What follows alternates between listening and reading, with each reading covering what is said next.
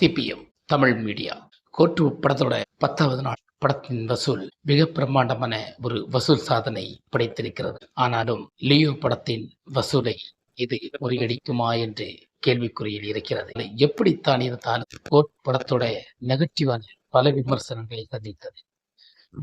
அங்கேயெல்லாம் பார்த்தபோது கோர்ட் படத்துக்கு விமர்சன ரீதியாக தரைக்குறையாக விமர்சனங்களை சொன்னார்கள். அப்படி இருந்தும் கோர்ட்டுடைய வசூல் ரீதியாக எந்த பாதிப்பும் இல்லாமல் படத்தின் வசூல் ஒரு அளவுக்கு சென்று கொண்டிருக்கிறது. இன்னைக்கு 10வது நாளாக முன்னிட்டு 400 கோடி வசூலை நெருங்கும் அளவிற்கு இந்த படம் நெருங்கி கொண்டிருக்கிறது. அன்னைக்கு சொல்லியிருந்தோம் 500 கோடியை எட்டுமா என்று. இன்னைக்கு இந்த 10வது நாட்களில் 400 கோடியை இந்த கோர்ட் படம் முடிவு செய்திருக்கிறது என்பதை உறுதியான தகவலை நான் உங்களுக்கு கொடுத்திருக்கிறேன்.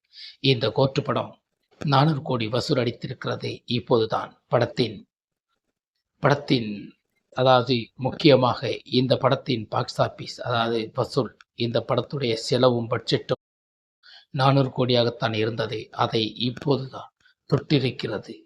அந்த அளவுக்கு தான் இந்த படம் கேள்விக்குறி இல்லாமல் இந்த படம் ஒரு அளவுக்கு வசூலாயிருக்கிறது. இன்னும் இதற்கு பிறகு வரும் வசூல் சாதனைகள் அத்தனையும் தான் கேள்விக்குறியாக இருக்கப் போகிறது. இந்த வசூல் இதுக்கு அப்புறம் இந்த படத்தின் வசூல் நமக்கு மிகப்பெரிய ஒரு சாதனை படைக்குமா என்று, இதற்கு பிறகு கிடைக்கின்ற வசூல் தான் இந்த படத்தின் லாபமாக இருக்கப் போகிறது என்பது நமக்கு தெரியப் போகிறது.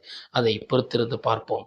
இந்த படம் எத்தனை நாட்கள் ஓடப்போகிறது, எத்தனை நாட்களில் தியேட்டரில் இந்த படம் ஓடி வசூலை மீண்டும் அள்ளப்போகிறது, இன்னும் ஒரு 100 கோடி வசூலை மீண்டும் அள்ளுமா என்று நமக்கு பொறுத்திருந்து பார்ப்பதே நன்று.